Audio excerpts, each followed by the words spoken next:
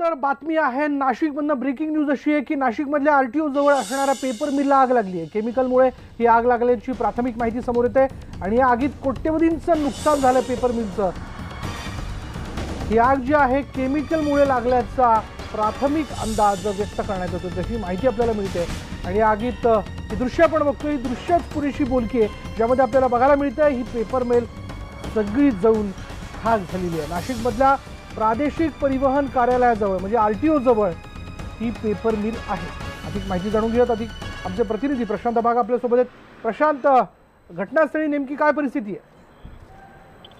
आग विझवण्यासाठी शर्थीचे प्रयत्न सुरू आहेत विशाल। आग नियंत्रणात येईल सुद्धा, पण ती केमिकलचा असलेला जो साठा आहे या ठिकाणी, याचमुळे ही आग अधिकाधिक पसरलेली आहे आणि जोपर्यंत केमिकल पूर्ण जळून खाक होत नाही तोपर्यंत ती आग नियंत्रणात येणार नाही, अशी एकंदरीत परिस्थिती आहे। पण एक दिलासा देणारी गोष्ट आहे की जीवितहानी कोणतीही नाहीये, पण या ठिकाणी असलेल्या साहित्याचं, केमिकल असो, पेपर असो, रॉ मटेरियल असो, तयार माल असो, याचं सगळं मोठं नुकसान झालंय, जळून खाक झालेलं आहे। आग नेमकी कशामुळे लागली याचं कारण अद्याप स्पष्ट होत नसलं तर तिथे असलेल्या या केमिकलच्या साठ्यामुळे ही आग भडकलेली आहे। थोड्या वेळामध्ये ही आग नियंत्रणात येईल असं एकंदरीत आत्ता जरी चित्र वाटतंय, पण जोपर्यंत केमिकल पूर्ण जळून खाक होत नाही तोपर्यंत आग नियंत्रणात येणं अवघड आहे विशाल। अग्निशमन दलाचे अधिकारी काय माहिती देत आहेत?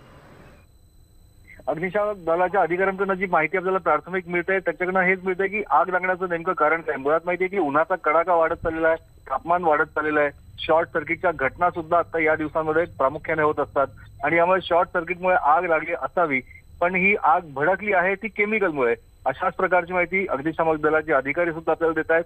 आग नियंत्रणात अजून यायला अजून साधारणतः तासभर तरी लागेल असं त्यांच्याकडनं सांगण्यात येत आहे विशाल। धन्यवाद प्रशांत या सगळ्या माहितीबद्दल। आग नियंत्रणात आणण्यासाठी शर्थीचे प्रयत्न केले जातात। नाशिकमधली ही एक पेपर मिल आहे जिला आग लागल्याचं आपण बघतोय।